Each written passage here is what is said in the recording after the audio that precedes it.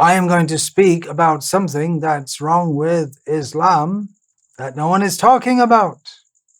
There's a major point in the teachings of Islam which is faulty, which both Muslims and those who attack Muslims or who disagree with Muslims have overlooked. This is a point that not only Muslims, but most of the world is missing. Then why am I saying it in relationship to Islam? Because Islam's a big talking point in the world these days. So it just helps to frame the picture. But this isn't only about misunderstanding of Muslims, but a misunderstanding of the whole world. And there are already plenty of videos out there attacking religion and belief in God in general, which I certainly don't subscribe to, and rather I congratulate Muslims for their staunch belief in God, even though their belief in God may take certain directions that are not very congenial in many ways, but something good is there, something at least that I and those who subscribe to faith in God, at least we can agree with Muslims on that. There are already plenty of videos out there highlighting the intolerance of Islam, the fanaticism, the violence, and the terrorism associated with it. So I'm not going to dwell on that. There are some brave souls who criticize the character of the founder of Islam, brave because they do so at the risk of getting their head cut off. I'm not going to talk about that either, but I'm going to talk about something which is very wrong in Islam, which no one else is highlighting. It's not a point of discussion, which it should be. Just before continuing, I should clarify, I don't consider myself an enemy of Islam, and if Islam is taken to mean surrender to God, I'm all for that. I'm not speaking out of a spirit of animosity or to egoistically try to show I'm right and you're wrong, but for the sake of truth. We should live our life in truth and not waste our life based on untruth or on something considered to be knowledge, which it's not. Muslims accept as unquestionable that the teachings of Islam are the truth. But now in the age of the internet and social media, many Muslims for the first time have the opportunity to be exposed to more of reality than the closed box of Islam allows. So I want to point out one striking way in which it should be understood, if one is actually interested in truth, that the whole basis of Islam is mistaken. It's a point that atheists and Christians also don't want to talk about. It's embarrassing for them also. I'm talking about reincarnation. I was born in 1957 in England, this time around, because we have many, many births. And growing up in England in the 1960s and 1970s, I didn't even hear about or know anything about even the idea or the concept of reincarnation until I was maybe 12 years old. It would have been different if I'd have grown up in India or Thailand or Sri Lanka, countries in which the concept of reincarnation is ingrained in the culture. It was ingrained in Indian thought long before Christianity or Islam even existed. Acceptance of reincarnation as a fact is the basis of religions that from our temporal perspective, originate in India. That means Hinduism, Sikhism, Buddhism, Jainism. Muslims and Christians have always scoffed at the idea of reincarnation, calling it a superstition and a foolish belief with no evidence to back it. However, nowadays there is tremendous anecdotal evidence that reincarnation is not some poppycock of ancient, backward, stupid people. It's not an unscientific belief, but it's a fact. If you've listened this far and if you're interested in the truth and you doubt what I'm saying, look it up on YouTube. Evidence for reincarnation.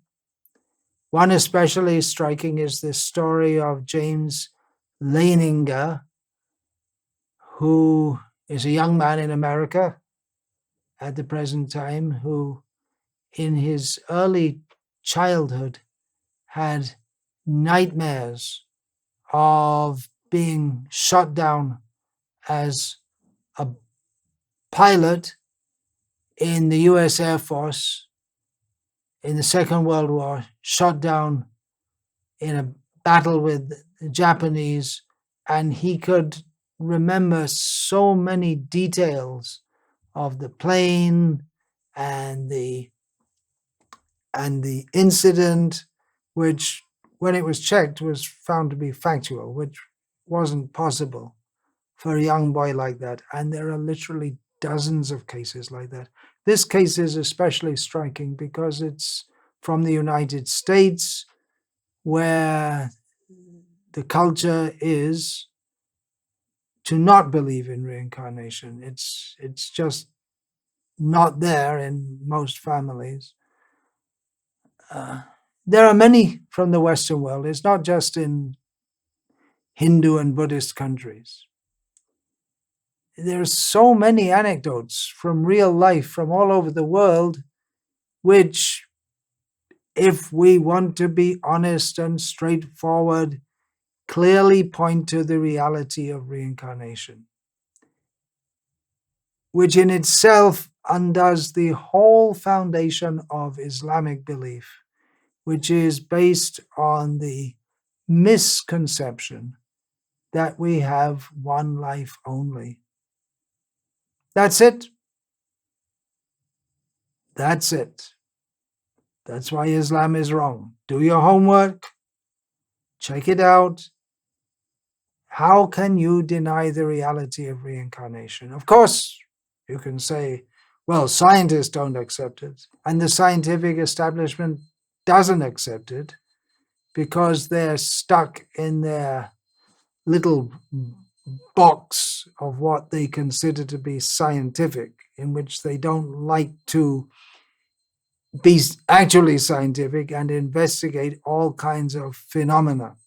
But if it doesn't fit with their physicalist, materialist outlook, then they more or less reject it. They won't research it deeply, even though there is so much evidence that something is going on which they should research. They won't research it deeply. They simply ignore all the evidence all around them, as they do with so many other phenomena that would overturn the basis of their physicalism or the belief that there is nothing beyond matter. Reincarnation also solves the philosophical problem within Islam and Christianity called theodicy, or why is there evil in the world if there is a God who is all-powerful and all good? And Muslims and Christians don't have a good answer to this. If God is all-powerful and all good, he should stop all suffering in the world. The Vedic scriptures have no problem with this. They explain it clearly, make it all reasonable and understandable.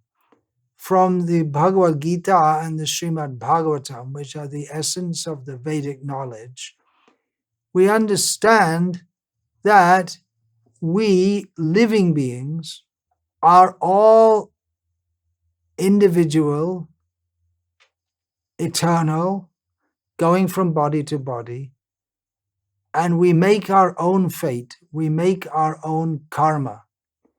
God gives us the choice to act well or badly. We can choose to love Him or to act in bad ways, and evil begets evil. In life after life, we create new karma, and then while we're living out the results of that, we create new karma. People say, well, how come the population of the world is increasing? But wherever there is life, not only in the human species, there's a living being. That means we can be reincarnated in not only human bodies, but non-human bodies also. It's a big, big philosophical topic, but the essence is not difficult to understand. Again, I appreciate Islam in as much as it fosters strong faith in God, but if we're to be frank, it's often faith, fanatical kind of faith, which obstructs a proper understanding of God. They say that God is merciful and just, but their idea of God is a cruel, nasty punisher of infidels, which is maybe why so many Muslims feel justified in being cruel and nasty to non-Muslims or even each other. Think what Sunnis and Shias do to each other.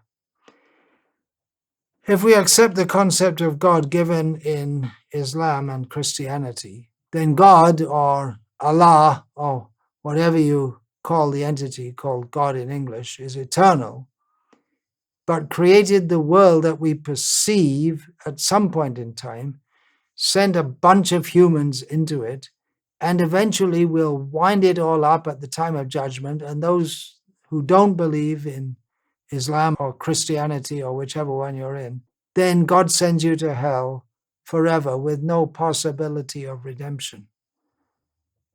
This idea turned me off Christianity. It turned me off the whole idea of God in my early teens. This idea paints God as a very nasty personality who creates billions of beings and sends most of them to hell to suffer forever, just because in one lifetime they got it wrong. But by knowledge of reincarnation, we can understand that we are given many chances in many lives. And although we have to suffer for things we do wrong, we are never condemned eternally. There are many points to discuss, which I won't get into here, but the main point is that reincarnation is a fact. It's verifiable if you really want to know the truth and not just, I believe in Islam because I am a Muslim.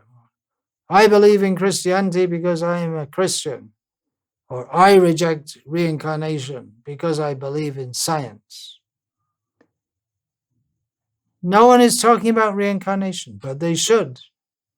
It's the elephant in the room, which atheistic scientists and Christians who think they're very scholarly and intellectual, they don't even want to think about it. Christians have blind faith that Christianity is right. Muslims have blind faith that Islam is right. Atheistic scientists have blind faith that there is nothing beyond matter. They don't even want to hear about reincarnation, despite the compelling evidence for it, if they would open their eyes. There should be scientific research into reincarnation. There has been. But of course, the scientific establishment just poo-poos it and rejects it and doesn't want to get into it. If you want to go beyond blind faith, investigate further. I can recommend an excellent small book, easy to understand, called Coming Back, published by the Bhakti-Vedanta Book Trust. And if you want to get into the tradition that has fostered this understanding over many centuries and which gives, dare I say, a much clearer understanding of reincarnation than in other traditions, please read Bhagavad-gita as it is, also published by the Bhakti-Vedanta Book Trust. The concept of reincarnation is not something new, made up. The great mystics of the past have understood and communicated this. That knowledge is still available to us today. Please take advantage of it. Thank you. Hare Krishna.